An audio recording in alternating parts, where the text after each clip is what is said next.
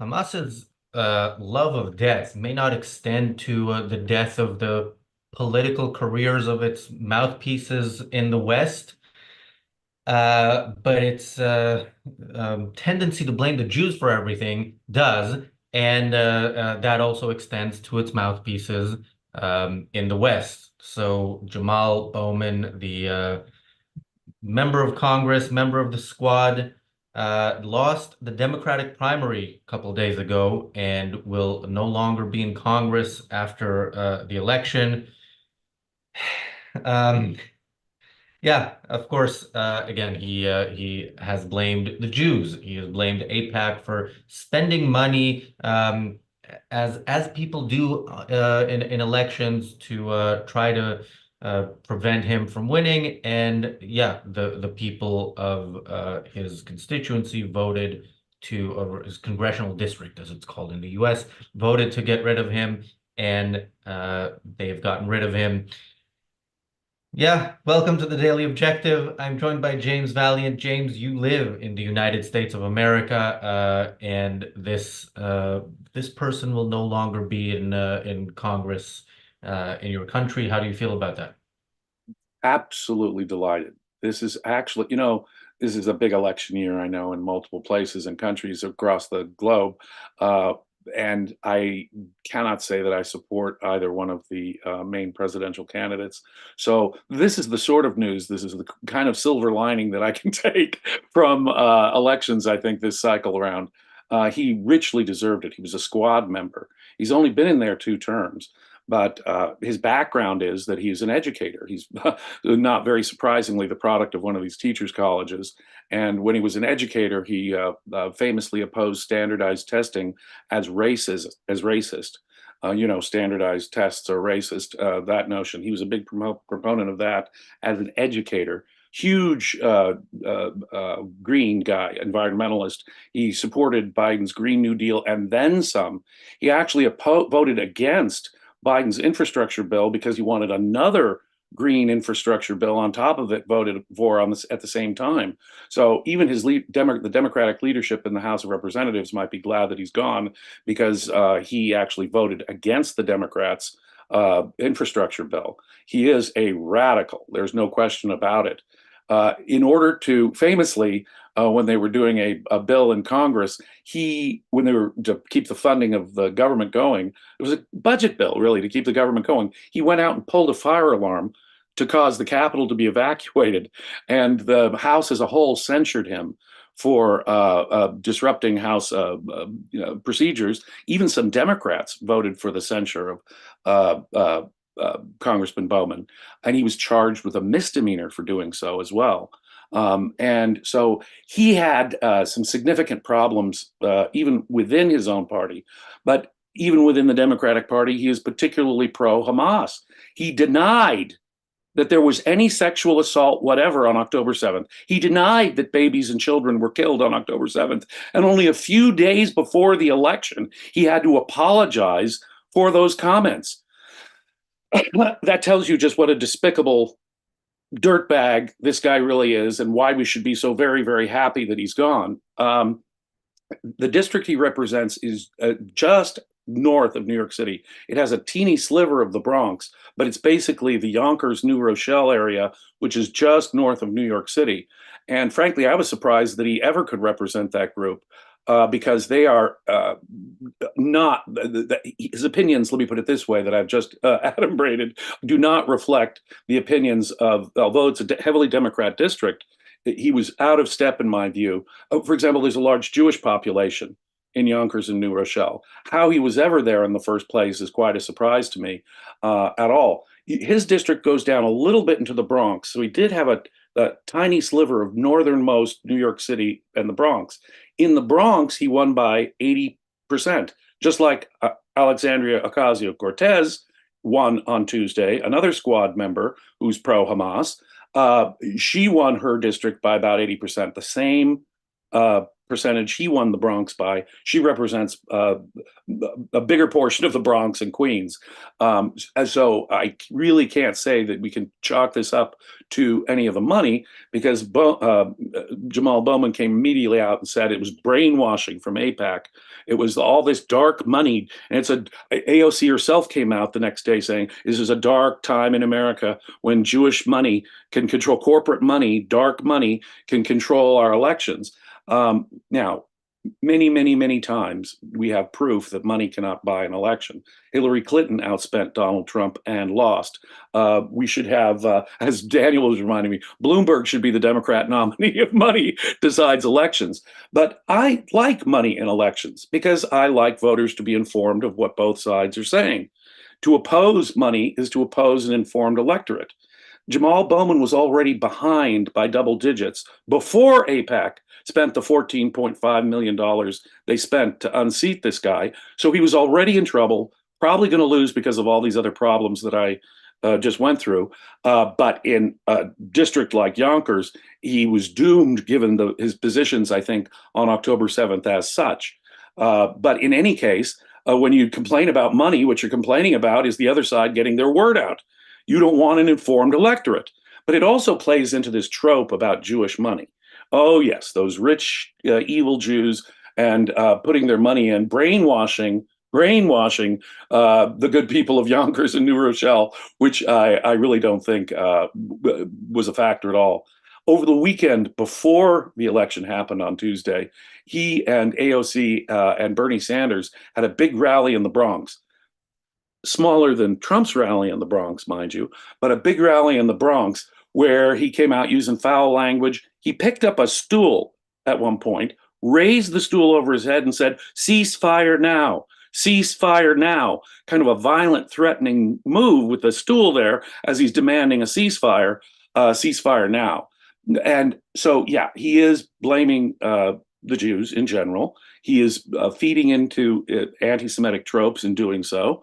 And he is just a monster who denied the atrocities of October 7th and richly deserved to lose by 17%, which, by the way, was about the percentage he was losing by before AIPAC spent their $14.5 million.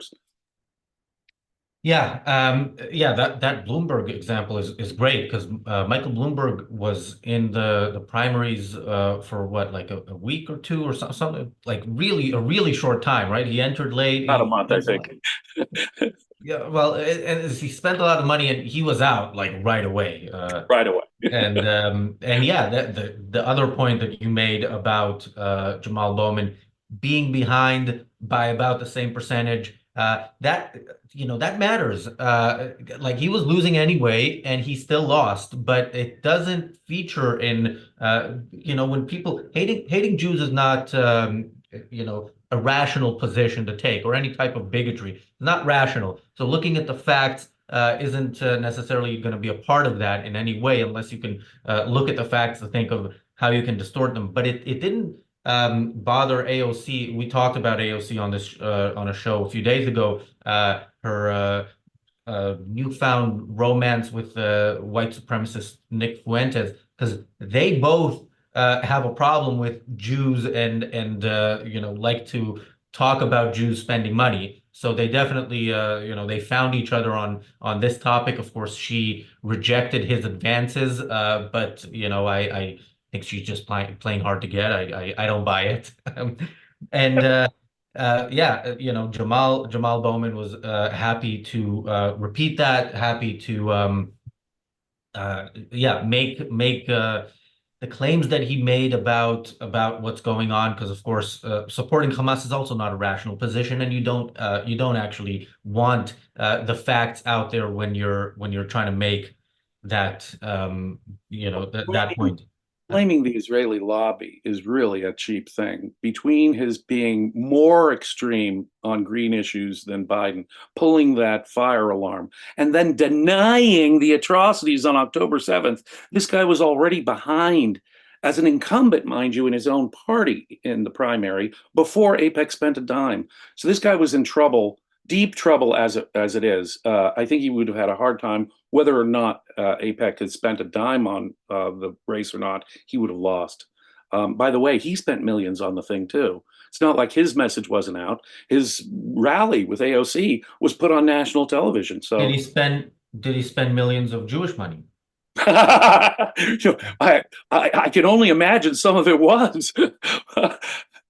Yeah, Now, yeah, there's another I would imagine. squad member, Cori Bush. She's a congresswoman from Missouri, and she is a little bit behind, not by double digits, but she's a little bit behind in the latest poll. And she too is a squad member. She too is openly pro Hamas.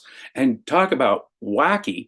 A tape has been released where she actually engaged in faith healing. She met with a person who had cancer, tumors all over the body. She laid on her hands, and don't you know the tumors all went away? Obviously, if a religious Republican had said that, the media would have gone all crazy about what a nut they were. But apparently, Cori Bush is a faith healer and a squad member. See, irrational beliefs tend to go with each other, don't they? Oh yeah, yeah. Cory Yeah. Bush. It was a tweet by Cory Bush that I don't actually remember what was in it, but it was about this that made me think this is worthy of an episode. Susie in the chat says, "So sad to see." In the context, I'm reading this in the context of you saying there probably was Jewish money that he spent. She says, "So sad to see people like Bernie Sanders."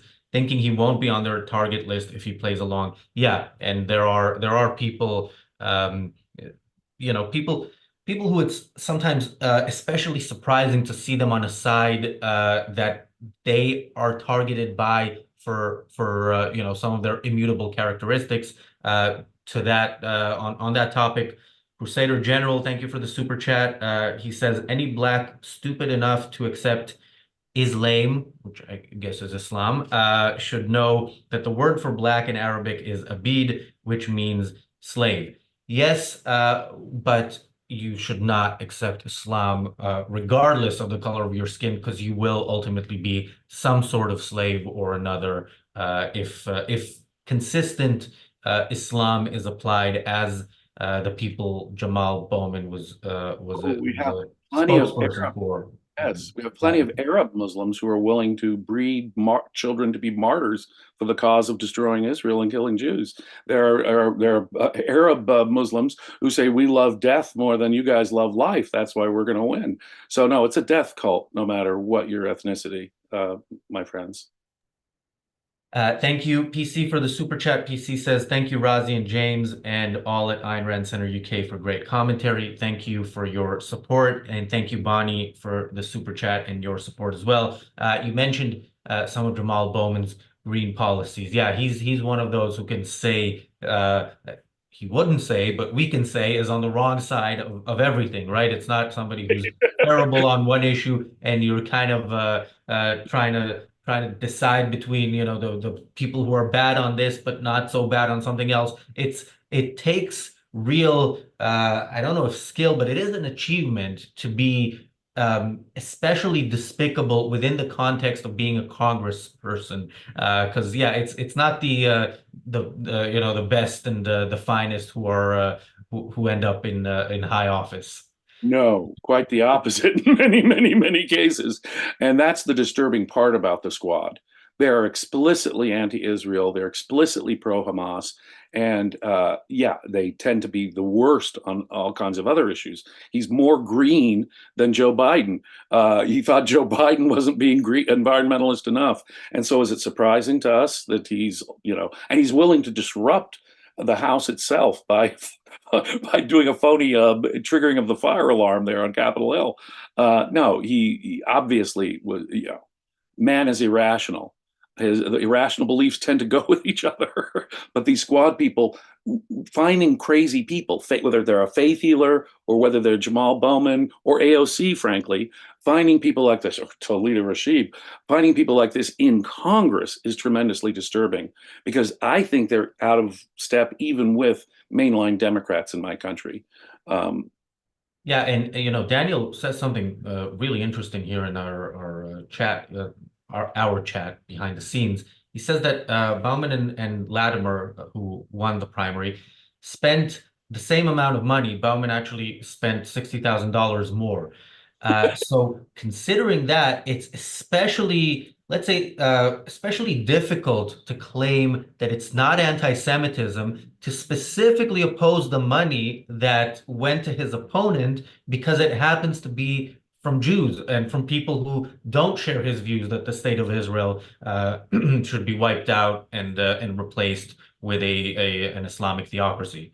So it's Um, not money as such. It's just this Jewish money, this dark money, this corrupt money that came from APAC, as if APAC somehow doesn't have a right to free speech, but his wacky pro Hamas friends do have a right to free speech. And as if the money difference really, I mean, that's what's so funny is that it isn't a question of sheer money. And it's not as though he complained that the accusations in the ads were false. He himself had to apologize for denying the atrocities on October 7th. He just said it was brainwashing.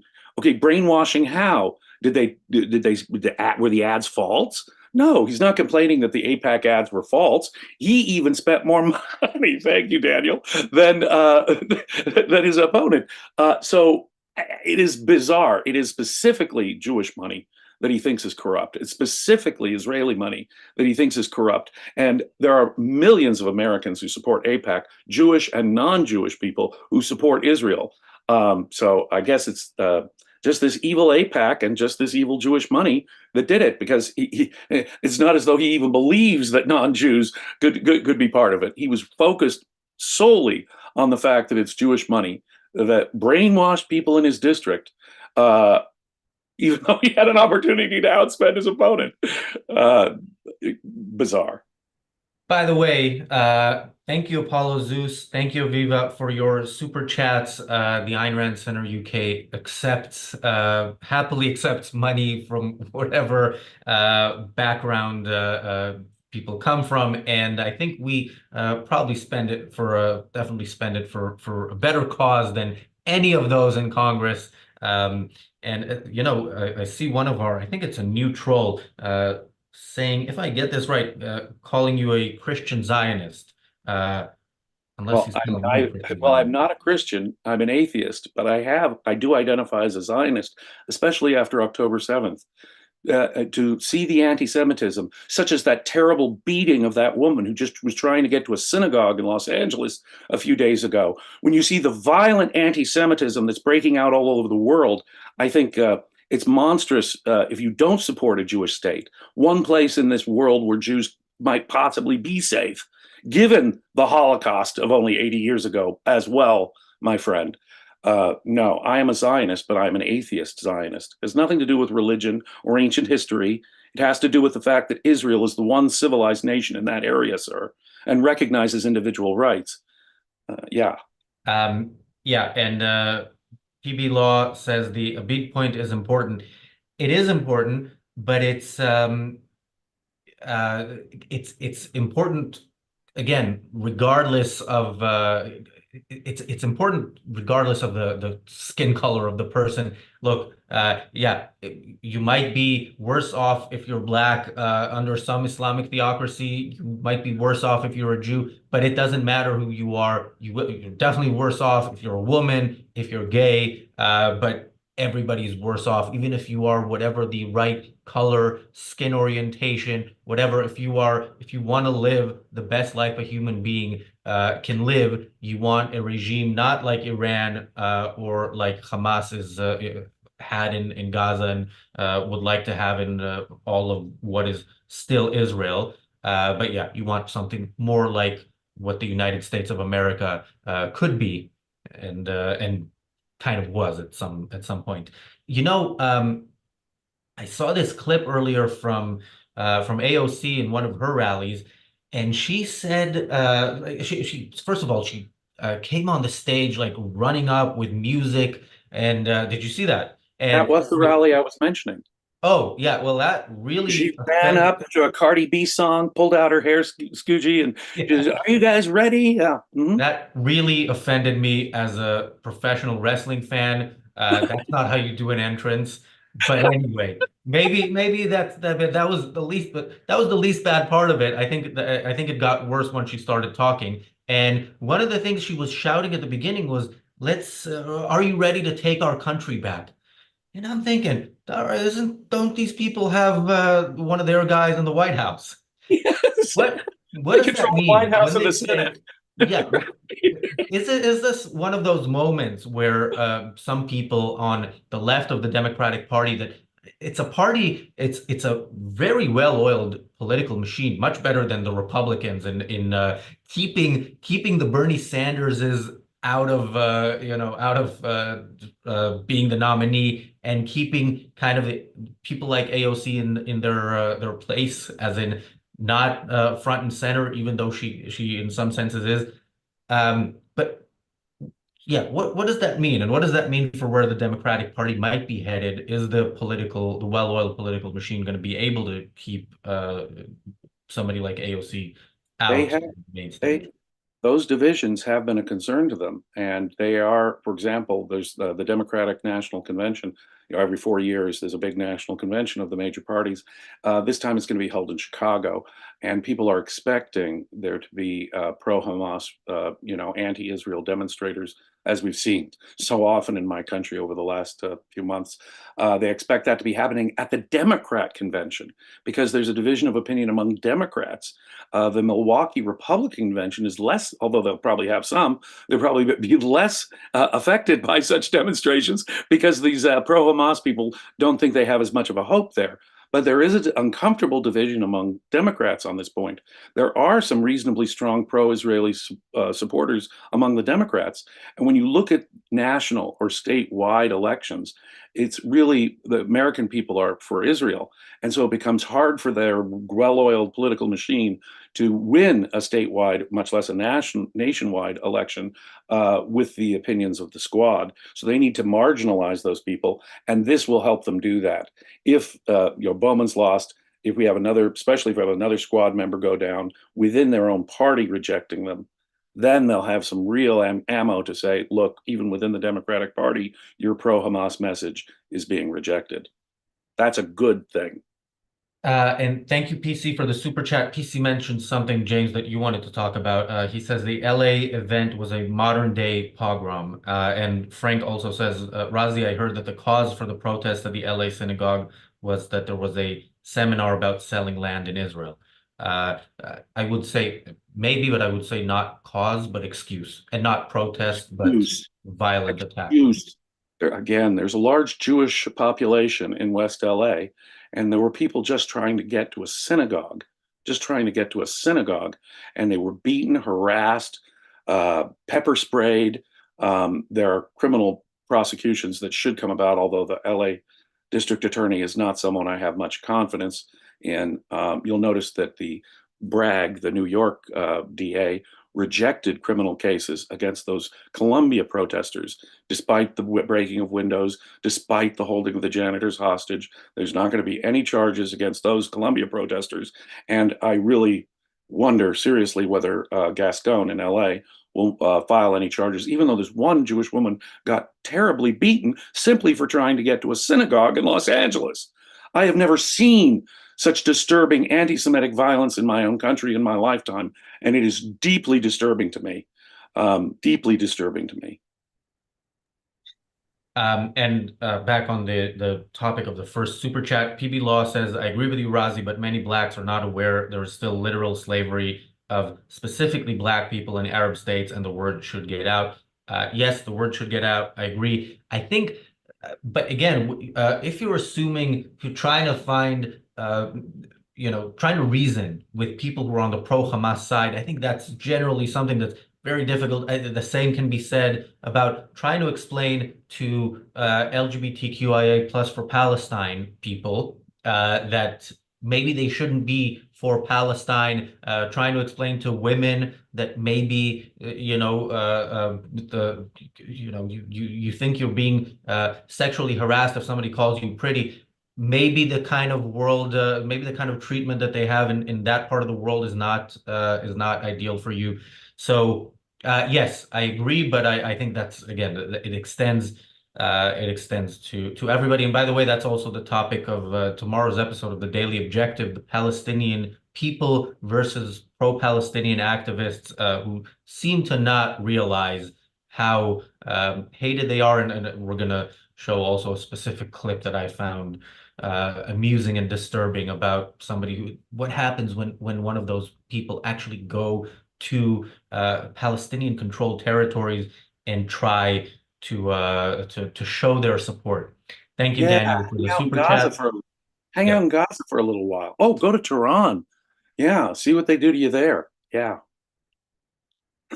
So Yeah. Tehran, myself. Tehran is a great place for them to go to because they might actually they've been offered the students have been offered scholarships to study there, right? So that Right. very well happened. That'll be very All these interesting little to see. thugs in Western universities are getting scholarships to go to the University of Tehran, apparently. Um,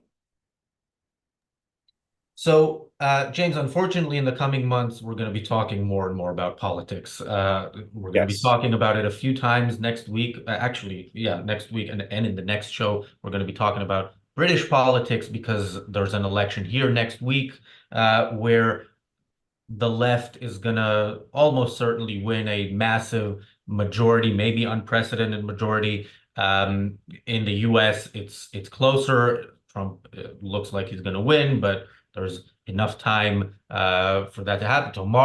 Tonight, there's a debate, and tomorrow we're going to be talking about that. But is there any is there any reason for any optimism in terms of, let's say, specifically those? Let's say any squad members, any more squad members with any chance of losing their seat, can any Jewish money be sent to any of their opponents? Well, there, of course, the House of Representatives is up every 2 years. So all of the squads, see, like I mentioned, AOC just won her primary. And I suspect that Rashida Tlaib will also win her primary rather easily. But as I say, Cori Bush could get ousted. That's good. We just got rid of Bowman. That's good. They were really only, several people who were part of the squad in any case. So eliminating just a couple of them at a time is a good thing. Any of these pro-Hamas monsters we can get out of the United States Congress, the better off the United States Congress and frankly the Democratic Party is. And in terms of like assuming they win their primaries, in terms of the Well, election. they're in safe districts usually. I mean, AOC was in a safe Democrat district. Rashida Tlaib is in a safe Democrat district. That's why I'm saying there's really no chance of ousting them if they get their Democratic primary, and both of those ladies, no problem. So Um, Sorry, I'm trying to look at the comments, and there was another comment by the troll. I don't know why trolls fascinate me so much. I do make a point of not naming them because that is really feeding them beyond what they should be fed. Anyway, I'm sure it was not important. Thank you, Wes Stewart, for the super chat. That is important.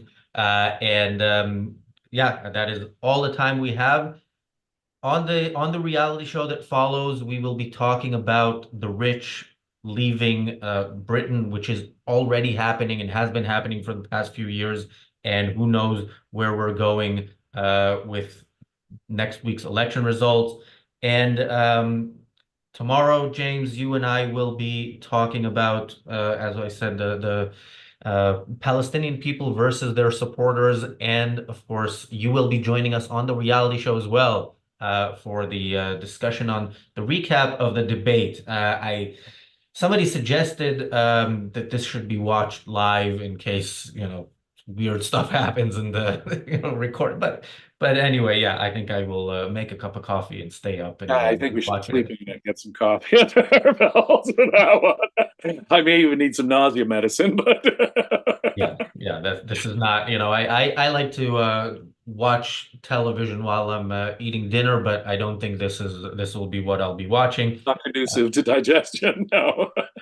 thanks, James. Thanks everybody for watching, and we'll see you in a couple of minutes on the reality show.